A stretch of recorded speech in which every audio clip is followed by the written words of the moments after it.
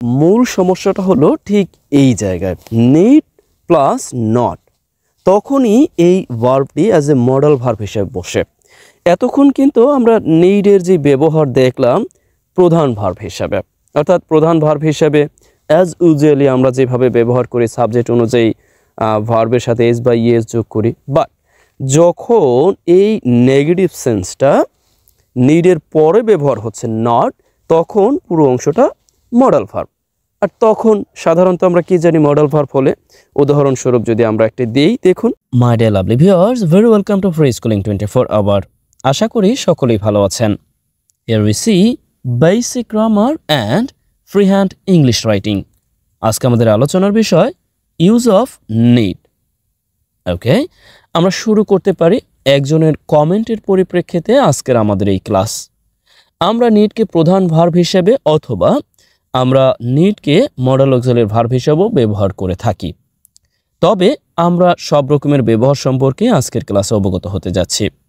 আশা করছি ভিডিওটি শেষ পর্যন্ত দেখে আপনি আপনার জন্য রাখা কাজ করে দিবেন। ওকে, আমরা শুরু করতে পারি।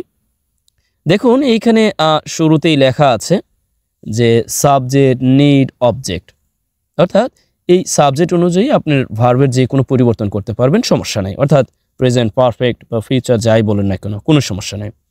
এরপরে দেখুন সাবজেক্ট, নিড, টু ইনফিনিটিভ যুক্ত ভার্ব, এরপরে এক্সটেনশন অবজেক্ট যা পারেন আপনি দিবেন। যাই হোক, আমরা সরাসরি বাক্য তৈরি করি, তাহলেই হয়তো বা আমরা বাকি যে ব্যাপারগুলো আছে এগুলোকে অনুধাবন করতে পারবো। দেখুন, এখানে সিম্পলি বলা আছে আমার একটি বই দরকার, অর্থাৎ অনির্দিষ্ট অর্থে আমি এমনি বলছি যে আমার দরকার, অর্থাৎ আমি কি বলতে পারি, আই নিড, আমার দরকার, আ বুক, আমার একটি বই দরকার, সিম্পলি লিখে ফেললাম। এরপরে তার একটি বই দরকার। অনেকে বলতে পারেন এত ছোট ছোট বাক্য কি জন্য লিখছেন, এগুলো তো বুঝি পারি। দেখুন, এর মধ্যে একটা ঝামেলা আছে, অ্যাজ এ বেসিক গ্রামার হিসেবে দারুণ একটি ঝামেলা আছে। ওকে ওকে, তার বইটি দরকার, অর্থাৎ আমরা হি অর শি দিতে পারি, রাইট? তার বইটি দরকার, দ্য বুক। ওকে, একটা ব্যাপার কি ইতিমধ্যে লক্ষ্য করেছেন, এখানে আমি লিখেছি আ বুক, আবার এখানে লিখেছি দ্য বুক। এর কারণ কি বলুন তো? এর একটি কারণ আছে। এর কারণ হলো আমি এখানে বলছি একটি বই, অর্থাৎ আ বুক, আর এখানে বলছি বইটি, অর্থাৎ নির্দিষ্ট করে। এই জন্য এই যে দা ব্যবহার হয়েছে আর্টিকেল হিসেবে। অনেকে আর্টিকেলের ব্যবহার নিয়ে সংশয় প্রকাশ করেন। দেখুন, খুবই সিম্পল। আপনি যদি কিছু লেখা পড়েন, বেশি বেশি অভ্যস্ততা থাকেন, কিছু ভিডিও দেখেন বা নিজে প্র্যাকটিস করেন, দেখবেন এগুলোর ব্যবহার হয়ে গেছে। আলাদাভাবে আর আপনাকে সময় দিয়ে এগুলো শিখতে হবে না। ঠিক আছে? দেখুন যে একটি বই, অর্থাৎ একটি অর্থ প্রকাশে এ, আর বইটি অর্থাৎ নির্দিষ্ট অর্থে এটি এর কারণে দি হয়ে গেল। ওকে, এরপরে আসুন আমরা দেখার চেষ্টা করি। এখানে আছে তার বইটি কেনা প্রয়োজন, অর্থাৎ হয় না আমরা কিন্তু বলতেই পারি তার বইটি কেনা দরকার, বলতে পারি না? ওকে, তখনই আমাদের এই স্ট্রাকচারটাকে ফলো করতে হবে। অর্থাৎ যখন আমরা দেখব যে একটি ভার্ব চলে এসেছে, আবার টু প্লাস ভার্ব যোগে আমরা এটা ব্যবহার করব। ঠিক আছে? নিড, অর্থাৎ তার বইটি প্রয়োজন, অর্থাৎ বরাবরের ন্যায় আমরা কি লিখতে পারি এইখানে যে শি অর অপ্লিক দিয়ে আমি হি, অর্থাৎ তার বলতে আমি উভয়কে বোঝাচ্ছি। এরপরে কি আমরা জানি যে যেহেতু third person singular number subject, অর্থাৎ ভার্বটাও আমাদের কি সিঙ্গুলার লিখতে হবে, অর্থাৎ হি অর শি নিডস। এরপরে কি বইটি কেনা প্রয়োজন, সেই ক্ষেত্রে আমরা কি করব, নিডস টু, এরপরে বাই, অর্থাৎ ইনফিনিটিভ করে দেব, বাই, এরপরে দ্য বুক, অর্থাৎ নির্দিষ্ট অর্থে বইটি কেনা প্রয়োজন। ওকে, আমি আবার যদি বলতাম তার একটি বই কেনা প্রয়োজন, তখন কিন্তু আবার এ বুক হতো। বুঝতে পারলেন?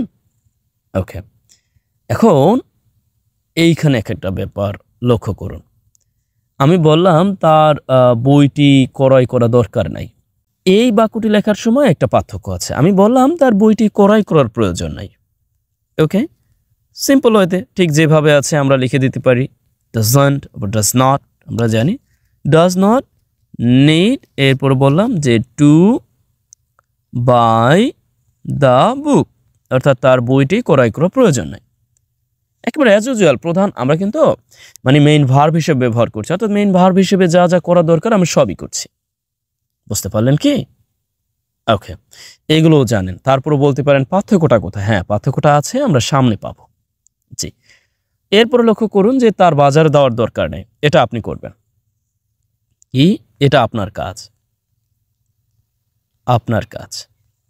পেলেন কি? অর্থাৎ তার না, আমার বাজারে যাওয়ার প্রয়োজন নাই। এটা আপনার কাজ। ওকে? হিয়ার। এরপরে আমরা দেখুন আরেকটি বাক্য দেখি। তার প্রতিদিন সকালে হাঁটা দরকার। এটাও তো বোঝাই যাচ্ছে। এটা তো পারবেন। এরপরে আমি একটু করেই দিচ্ছি। অর্থাৎ আমরা বলতে পারি কি she, আমরা বলতে পারি কি তার প্রতিদিন হাঁটা দরকার। অর্থাৎ আমরা এখানে দুইটি ব্যাপার আছে। একটা হচ্ছে হাঁটা, আর একটি হচ্ছে দরকার। অর্থাৎ দরকারকে আমরা নিড হিসেবে নিব। অর্থাৎ আমরা লিখতে পারি যে নিডস, এরপরে টু আমরা কি ওয়াক, অর্থাৎ হাঁটা দরকার প্রতিদিন, আমরা এভরিডে। ওকে, অর্থাৎ তার প্রতিদিন হাঁটা দরকার। ওকে, এভরিডে, এখানে একটি স্পেস হবে, একটু পার্থক্য আছে। ওকে, জি, অর্থাৎ তার প্রতিদিন হাঁটা দরকার। এরপরে আরেকটি বাক্য এখানে লক্ষ্য করুন, আমরা তাদের একটি বই দরকার ছিল। তার মানে আমরা পাস্টেও লিখতে পারি, পারি না? ওকে, অর্থাৎ আমরা কি বলতে পারি, তাদের একটি বই দরকার ছিল, অর্থাৎ দে নিডেই বই দরকার ছিল। তাদের এই বইটি দরকার ছিল, তাহলে লিখতে পারি নিডেড দিস বুক। এই বইটি তাদের দরকার ছিল। সিম্পল হইতে লিখে ফেললাম। এখন এখানে একটি বাক্য লিখুন, অপেক্ষাকৃত একটি বাক্য দেখুন। সরি যে অপেক্ষাকৃত বড় লিখেছি। এটা কি করতে পারি? ওকে, হিয়ার। এখানে বলেছি আমার শার্লক হোমস সিরিজের একটি বই ক্রয় করা দরকার। কি বলেছি?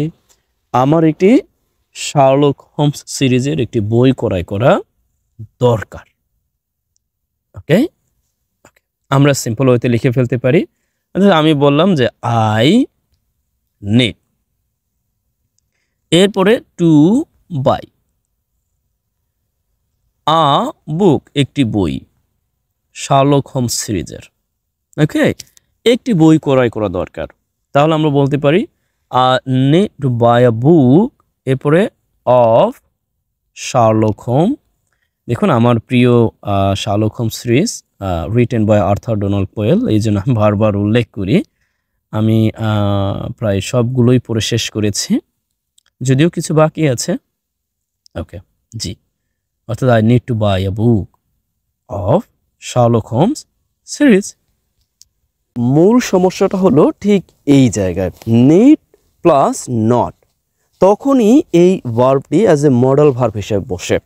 এতক্ষণ কিন্তু আমরা নিডের যে ব্যবহার দেখলাম প্রধান ভার্ব হিসাবে, অর্থাৎ প্রধান ভার্ব হিসাবে অ্যাজ ইউজুয়ালি আমরা যেভাবে ব্যবহার করি সাবজেক্ট অনুযায়ী ভার্বের সাথে এস বা ইএস যোগ করি। বাট যখন এই নেগেটিভ সেন্সটা নিডের পরে ব্যবহার হচ্ছে নট, তখন পুরো অংশটা মডেল ভার্ব। আর তখন সাধারণত আমরা কি জানি মডেল ভার্ব হলে, উদাহরণস্বরূপ যদি আমরা একটা দিই, দেখুন একটু লক্ষ্য করুন, এইখানে দিচ্ছি। যেমন আমি বললাম যে আমার বই, এমনি বললাম যে আমার বই কিনা বা ক্রয় করা প্রয়োজন, এইভাবে বললাম। বা আমি বললাম যে প্রয়োজন নাই। ওকে, সিম্পলি আমরা যদি অ্যাজ ইউজুয়ালি প্রধান ভার্ব হিসাবে লিখি, তাহলে এইভাবে লিখতে পারি যে আই ডু নট, এরপরে আই ডু নট নিড, এরপরে আমরা ইনফিনিটিভ দিতে পারি টু বাই, অর্থাৎ কেনার দরকার নাই বা কিনতে হবে না, যেটাই হোক একই কথা, বুকস, অর্থাৎ আমার বই কেনার প্রয়োজন নাই। হয়ে গেল। এখন আমি যখন ঠিক এইভাবে নিডের পর নট ব্যবহার করব, তখনই মূল সমস্যাটা। তখন কিন্তু আপনাকে অবশ্যই খেয়াল রাখতে হবে ইনফিনিটিভ আর দেওয়া যাবে না। দেখুন আমরা অ্যাজ ইউজুয়ালি যখন মডেল ভার্ব ব্যবহার করি তারপর কি ইনফিনিটিভ দেই না। সুতরাং এই সেন্সও এখানে কি ইনফিনিটিভ দেওয়া যাবে না। একেবারে সিম্পল ওয়েতে আমরা লিখে দিব যে আই নিড নট, এরপরে বাই বুকস। অর্থাৎ এই যে বাক্যটি, এই বাক্যটির অর্থ হয় এরকম, আমার বই কিনতে হবে না। হয়তো আমরা অনেক সময় বলি না যে আমার বই কেনার দরকার নাই, একই তো কথা, বই কিনতে হবে না, সরি টু সে, বা আমরা বলতে পারি কি কেনার দরকার নাই, একই তো কথা। কিনতে হবে না, বা আমরা এটা বলতে পারি যে কেনার প্রয়োজন নাই, বা আমরা বলতে পারি যে ক্রয় করার প্রয়োজন নাই, ক্রয় করার প্রয়োজন নাই। বুঝতে পারলেন কি? অর্থাৎ আই নিড, এখন দেখুন যখন আমি নিডকে as a modal auxiliary verb হিসেবে ব্যবহার করছি, তখন আমি যদি সাবজেক্ট হিসেবে থার্ড পারসন ব্যবহার করি, শি অর হি, এখন আমি বললাম এইভাবে যে তার বই কিনতে হবে না বা বই কেনার প্রয়োজন নাই, মানে একটা দিয়ে বোঝাচ্ছে আপনাদের আর কি। বললাম যে তার বই বা তার সেখানে যাওয়ার দরকার নেই, কথার কথা বললাম, বা বললাম তার বই কেনার বা ক্রয় করার কি প্রয়োজন নাই, প্রয়োজন নাই, বা বললাম ক্রয় করতে হবে না, এরকম একই কথা, ক্রয় করতে হবে না। ওকে, দেখুন এই বাক্যটি আমরা কিভাবে লিখব? ডেফিনেটলি এই বাক্যটি লেখার সময় আমাদের কি করতে হবে? আমরা সিম্পলি যদি দুইভাবেই কিন্তু পারবো, এইভাবেও পারবো, এইভাবেও পারবো। এখন যখন আমরা ঠিক এইভাবে লিখব নিড এর পরে নট, তখন কিন্তু আমরা এই যে ইয়াটা আছে, অর্থাৎ এই যে নিড আছে, এই নিডের সাথে এস বাই এস দিতে পারবো না, কারণ এখানে থার্ড পারসন আছে। আমরা এবার সিম্পলি বলে ফেলতে পারি নিডস, হবে না। যে যদি আপনি এইভাবে নটটাকে শেষে দিতে চান, আর অ্যাজ ইউজুয়ালি যদি আপনি প্রথমে দিতে চান, তাহলে প্রথমে দিলে তো প্রথমে দিলেন, প্রধান ভার্ব হিসেবে নিডকে ব্যবহার করলেন। কিন্তু যখন আপনি এই নিডকে as a modal auxiliary verb হিসেবে নেগেটিভ সেন্স প্রদান করতে যাবেন আর নট শেষে দিবেন, অবশ্যই তখন কিন্তু আপনি এই ভার্বের সাথে এস বাই এস দিতে পারবেন না, সরি টু সে। অর্থাৎ শুধুমাত্র plural sense, that means as a modal verb হিসেবে ব্যবহার করতে হবে, এস বাই এস দেওয়া যাবে না। তার মানে আমরা বলতে পারি যে বাই বুকস। কি আপনি পারবেন না এখন? ডেফিনেটলি পারবেন। এখন আপনি এখানে আপনার জন্য একটি কাজ দিচ্ছি, ইতিমধ্যে অবশ্য দিয়েছি একটি আপনার জন্য কাজ। যদি সিম্পলি ওতে বলি, আপনার জন্য কাজ হচ্ছে, আমি বললাম যে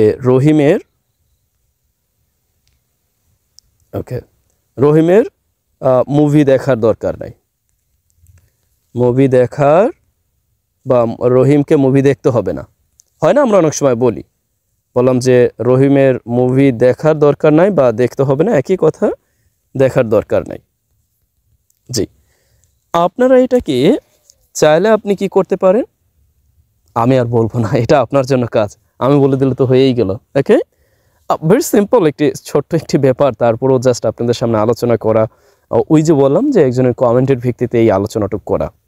আশা করছি আমি খুব শীঘ্রই আলাদা একটি চ্যানেল খুলব, যেই চ্যানেলে শুধু গ্রামার নিয়ে আলোচনা হবে। আসলে বেসিক গ্রামার আর রিডিংয়ের বা রাইটিং ব্যাপারটা আলাদা, বুঝছেন?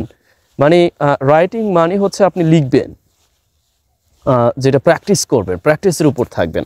আর বেসিক গ্রামার ব্যাপারটা হচ্ছে একেবারে আলাদা, হয়তো কম্পিটিটিভ এক্সামে আপনি অংশগ্রহণ করবেন। অনেকে বেসিক গ্রামার জানেন কিন্তু রাইটিং জানেন না, তাদের জন্যই মূলত। আবার অনেকেই দেখা গেল যে আপনার বেসিক শিখতে চাচ্ছেন, তাদের জন্য সেই চ্যানেলটি ভালো হবে। আমি অবশ্য জানিয়ে দেবো, আপনাদেরকে অবগত করে দেবো। জি, আজ এ পর্যন্তই, ভালো থাকুন, বেস্ট উইশেস ফর ইউ।